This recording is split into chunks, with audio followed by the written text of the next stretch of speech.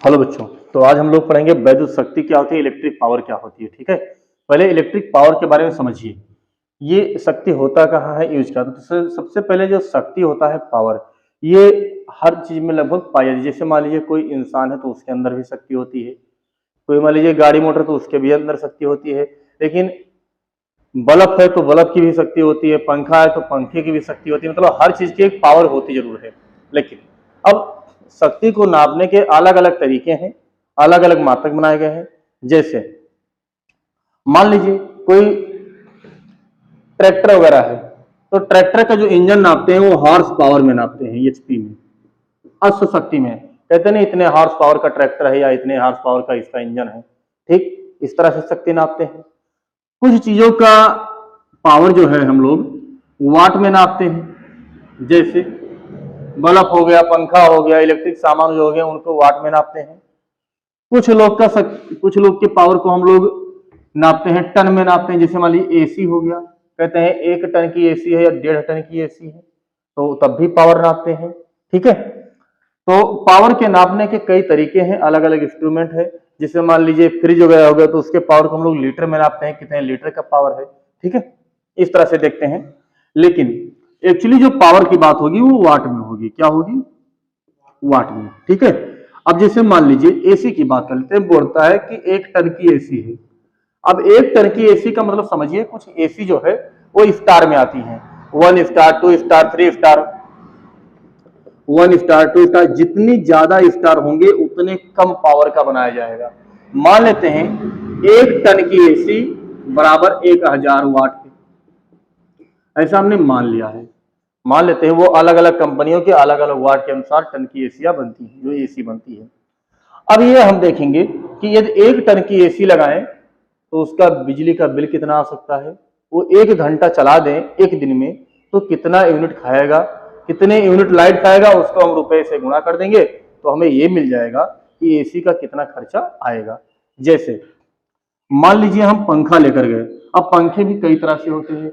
जैसे आप दुकान पे जाएंगे, बोलेंगे हमें पंखा दे दीजिए, तो सबसे पहले वो पूछेगा कौन सा पंखा, एसी या डीसी। एसी फैन चाहिए या डीसी। अब मान लीजिए आपको एसी पंखे की आवश्यकता है, अक्सर लोग एसी लेते हैं। डीसी वो लोग लेते हैं जिनको बैटरी से चलानी होती है या डायरेक्ट सोलर पैनल से चलाना होता है। डायरेक्ट यदि आपको सोलर से चलाना है या बैटरी से चलाना है तो आप तो डीसी लेंगे। लेकिन यदि आपको अपने घर में लाइट के लिए यूज करना है, बैटरा लगा है, भले उसमें डीसी है लेकिन इन्वर्टर मशीन लगी हुई है या इन्वर्टर लगा हुआ है, तो वहां आप लोग एसी फैन लेंगे। मैक्सिमम एसी होता है। एसी और डीसी में अंतर क्या होगा? इसके जो पंखे होंगे महंगे होंगे, कम टिकाऊ होंगे, कम मजबूत होंगे। लेकिन एसी का जो है वो सस्ता होता है, क्योंकि मैक्सिमम यही बिकता है और यही बनाती भी कंपनियां अक्सर हैं ज्यादा। अब क्या होगा कि जैसे मान लीजिए आप पंखा लेने गए तो पूछेगा कि इन्वर्टर फैन चाहिए या नॉर्मल फैन चाहिए। जब आप छत वाला नॉर्मल फैन लेंगे तो आपको 75 वाट, 70 वाट, 100 वाट इस तरह से देते हैं। जब आप इन्वर्टर कहेंगे तो कुछ नहीं करना है, ऐसा नहीं कि उसमें इन्वर्टर छपा रहता है। ठीक, क्या करेंगे, उसकी जो पावर होगी उसको 50 वाट, 55 वाट, 53 वाट, 45 वाट इस तरह से उसकी शक्तियां, यानी उनका पावर कम कर देंगे। अगर उनका पावर कम कर देंगे तो क्या होगी, वो इन्वर्टर हो जाएंगी, क्योंकि इन्वर्टर कम पावर का रहेगा तो कम लाइट कंज्यूम करेगा, कम लाइट खर्च करेगा। ठीक, तो हम समझेंगे वैद्युत शक्ति क्या है। उसके बाद शक्ति का मात्रक समझेंगे क्या क्या होते हैं। कई इंस्ट्रूमेंट के अलग अलग होते हैं। जैसे आपको मैंने बता दिया कि मशीनरी सिस्टम के हॉर्स पावर में होते हैं, मोटर का भी हॉर्स पावर में होता है।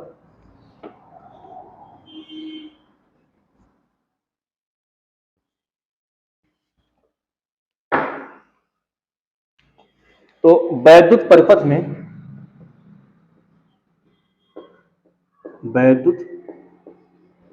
में ऊर्जा क्षय होने की दर को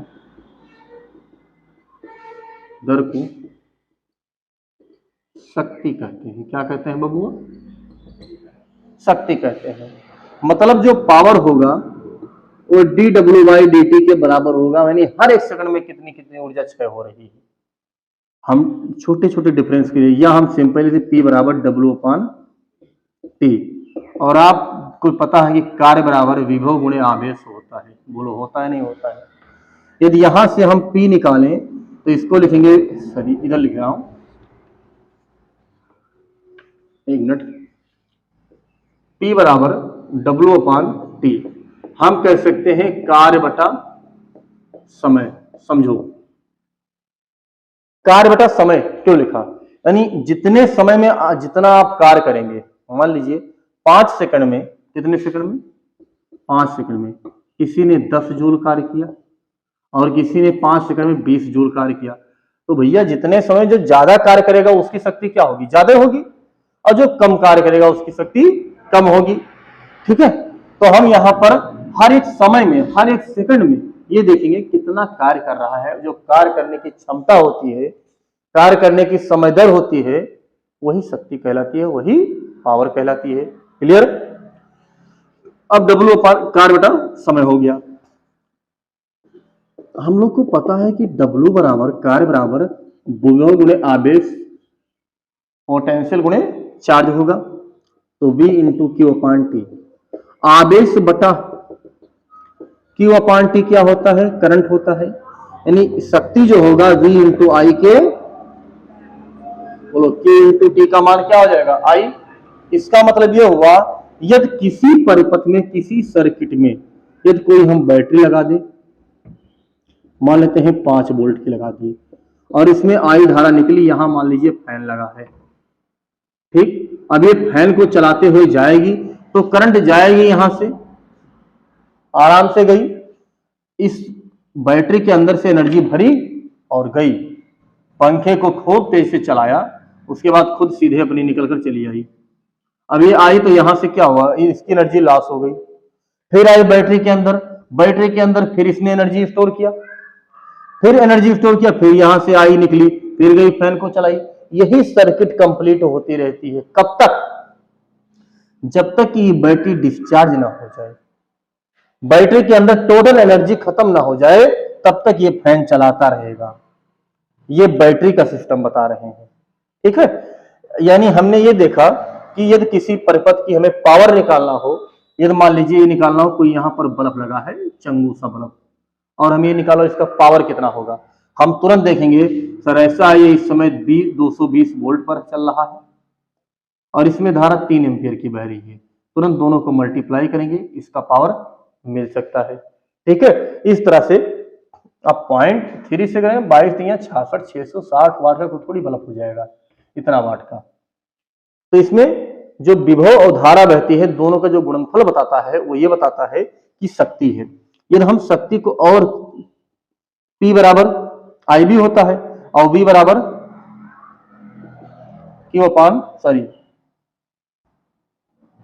ओम का नियम क्या था, R इंटू आई, तो यानी हम B का मान यानी R इंटू आई स्क्वायर लिख सकते हैं। यानी यदि किसी सर्किट का, यदि किसी परिपथ का प्रतिरोध दे रखा हो, क्या दे रखा हो, प्रतिरोध, उस समय हमें शक्ति निकालने का फार्मूला ये मिल जाएगा।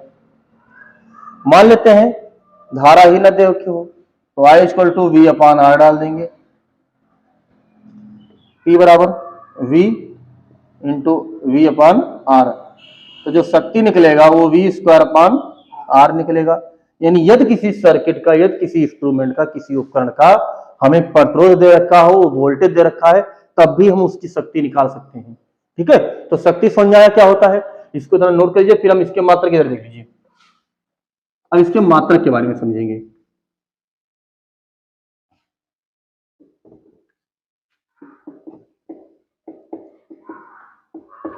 यूनिट देखो, W/T यानी पहला मात्रक, तो इसको हम लोग जूल प्रति सेकंड कह सकते हैं, जूल प्रति सेकंड, या इसी को हम लोग वाट भी कहते हैं।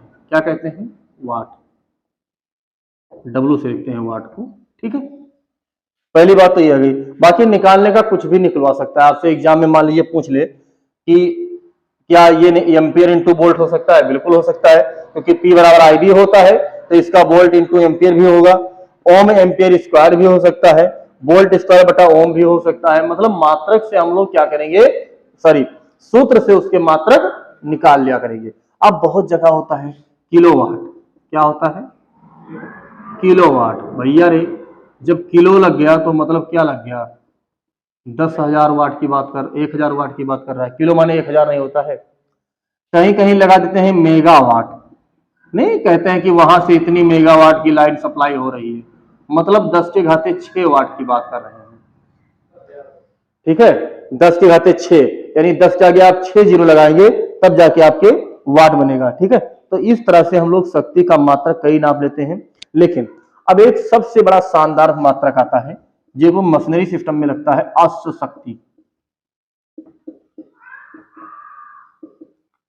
हम लोग हॉर्स पावर बोलते हैं, एचपी बोलते हैं।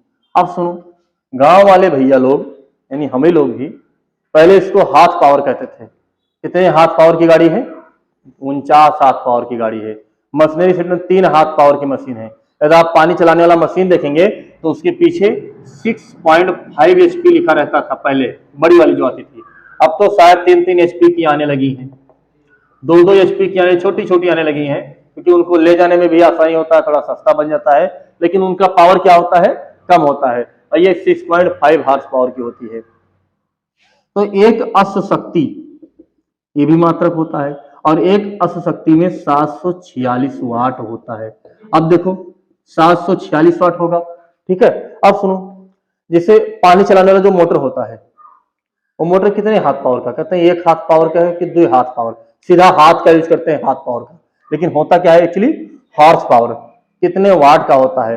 ठीक है, 2 हाथ पावर का मान लीजिए मोटर ले लेते हैं। अब जितने लोग गांव में लगा के सिंचाई करते हैं, ये लगभग 1.5 हाथ या 2 हाथ पावर का मोटर होता है। ठीक है, और उसके कंडेंसर भी बड़े बड़े लगाए जाते हैं, क्योंकि जितना उसका शक्ति होगा उतने चलाने के लिए कंडेंसर की भी आवश्यकता होगी। ठीक है, तो हाथ पावर रख के अब आप क्या पढ़ेंगे, हॉर्स पावर बोलेंगे। ठीक है, आया समझ में, चलो इसको नोट करो फिर आगे देखते हैं।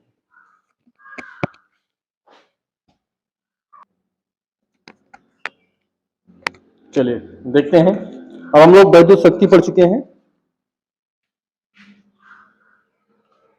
तो वैद्युत शक्ति आ गए समझ में, एचपी क्या होता है। अब एचपी के बारे में कुछ और सीखते हैं, क्या होता है एचपी, हॉर्स पावर।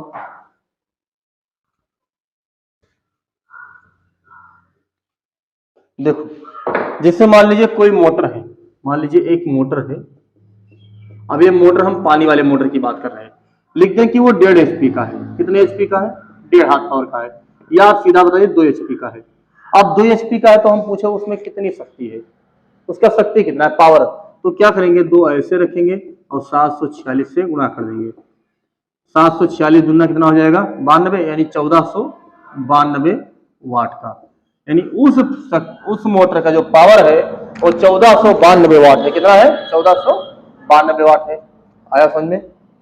ठीक है, तो हम लोग ये हाथ पावर ना कहके हॉर्स पावर बोलेंगे, या तो सीधा एचपी में बोलेंगे। ठीक है, ये थोड़ा वो वाला व्यवस्था ना करें, पढ़ लिख कर जब हम लोग जाहिलों वाली बात नहीं कर सकते हैं। ठीक है, एचपी का मतलब।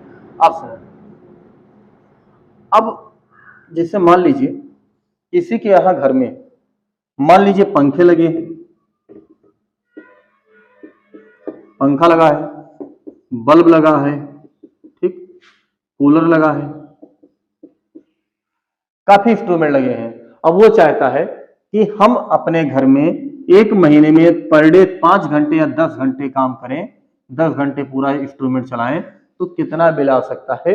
वो लाइट चाहता है कि हमारी लाइट हमें मालूम चल जाए, जिससे मान लीजिए ऐसा तो है नहीं कि उसका पहुंच पता लगे कि 2,000 रुपया बिल देने का है महीने में। अब पता लगा इतना सामान चला दिया कि पता लगा वो 1 जीरो बढ़ गया, नहीं 20,000 हो गया, तब दिक्कत आ जाएगी ना। तो उसके लिए क्या किया जा सकता है कि आप पहले ही काउंट कर लीजिए कि आपके घर में लगभग कितना बिजली का बिल आ सकता है, क्या क्या लगाएं। जिससे मान लीजिए इतने सदस्य थे आपके गांव में, घर में आप एक सदस्य और खरीद लाए, मान लेते हैं कि 200 वाट का कोई फैन ले आए आप।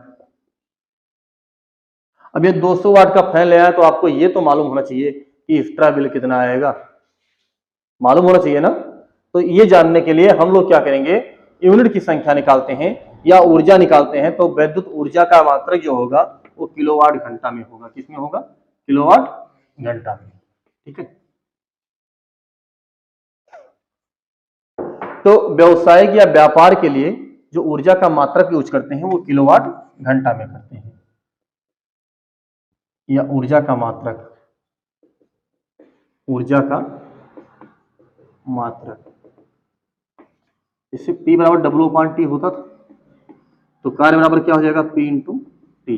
अब इसको हम लोग किलो में बदलेंगे, तो ऊर्जा का मात्रक हम लोग लिखेंगे किलोवाट घंटा, किलो वाट घंटा, KWH ऐसे लिखते हैं, ठीक है। बगल में बिना रिलेशन संबंधवाचक चिन्ह के ना लिखिएगा, ठीक है, KWH। और 1 किलोवाट घंटा बराबर किलो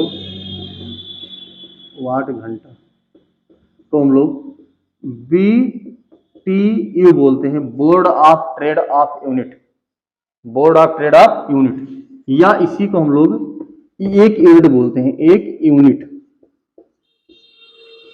1 किलोवाट घंटा बराबर 1 यूनिट। कितनी लाइट खर्ची होगी? 1 यूनिट। 1 किलोवाट घंटा समझिए, जिससे मान लीजिए 1 किलो वाट का पावर 1 घंटे तक कोई इंस्ट्रूमेंट चला, 1 किलोवाट का बल्ब मान लीजिए या 1 किलोवाट का मोटर जो है वो 1 घंटे तक चला, तो लाइट का बिल कितना आया? 1 यूनिट। कितना आया? 1 यूनिट। मान लीजिए 2 किलोवाट का 2 घंटे तक चला, तब बिजली का बिल कितना आएगा? 1 किलोवाट का 1 घंटा तक चला तब 1 यूनिट आया। 2 किलोवाट का 2 घंटे तक कितना यूनिट आएगा? 2 यूनिट आएगा। और अगले 2 दूनी 4 यूनिट आएगा। कितना आएगा? 4 यूनिट आएगा, ठीक है। मान लेते हैं 3 किलोवाट का मोटर 2 घंटे तक चल रहा है, 2 आवर तक चल रहा है, तब 3 दूनी 6 यूनिट लाइट खा रहा है, ठीक है। तो हम लोग यूनिट की संख्या निकालने के लिए जो फार्मूला यूज करने वाले हैं उसको समझते हैं। तो ऊर्जा का मात्रक हम लोग व्यवसाय में या यूनिट की संख्या निकालने में या लाइट की खपत करने में इस तरह से ज्ञात करेंगे। अब सूत्र समझिए होता क्या है। पहले तो एक रिलेशन समझिए, मोस्ट इंपॉर्टेंट, 1 किलोवाट आवर बराबर कितना होता है? 1 किलोवाट घंटे में कितना होता है, कितना ऊर्जा होती है? तो 3.6 निकालवा देते हैं हम। किलो माने कितना? 1000 वाट। और घंटा में कितना सेकंड भैया? 3600 सेकंड। कितना सेकंड? 3600। 1 2 3 4 5 यानी 36 गुणे 10 की घाते 5 वाट सेकंड। अब देखो, अरे P बराबर W/T था, नहीं था? बिल्कुल। तो W बराबर P इंटू टी, बोलो। इसका वाट, इसका सेकंड, यही तो जाके जूल बना था, बोलो, ठीक। अच्छा, एक यहां हम 6 करना चाहें तो 3.6 गुणे 10 की घाते 6 जूल कह सकते हैं इसको। क्या कह सकते हैं? जूल। यानी 1 किलोवाट आवर में कितनी जूल ऊर्जा होती है भैया? 3.6 इंटू 10⁻6 जूल एनर्जी होगी। इतनी जूल ऊर्जा 1 किलोवाट घंटे में आती है। क्लियर हुआ? कंफर्म हुआ? पक्का? गारंटी के साथ? ठीक। अब ये तो हो गया 1 किलोवाट घंटे में जूल कितना होगा।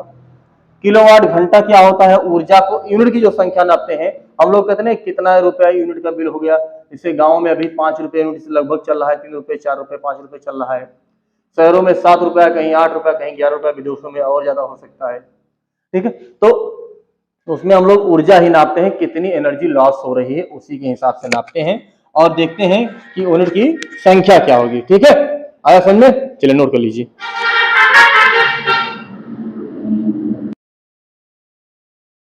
चलिए बच्चों आगे देखते हैं। हमें यह मालूम हो गया कि 1 किलोवाट घंटे में कितनी जूल ऊर्जा होगी। 1 किलोवाट BTU भी लिखते हैं, board of trade off unit. इसी को हम लोग 1 यूनिट भी कहेंगे, ठीक है। अभी मैंने आपको बता दिया कि जितने किलोवाट घंटे का जितना घंटा चलेगा उतना वाट बनता जाएगा, ठीक। अब हम लोग यहां पर आएंगे यूनिट की संख्या निकालने के लिए।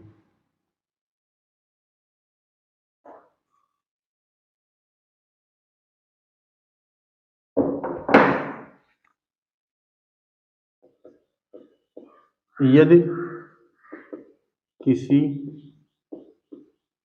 परिपथ में V वोल्ट पर, कितने वोल्ट पर? V वोल्ट पर I एम्पियर धारा t सेकंड तक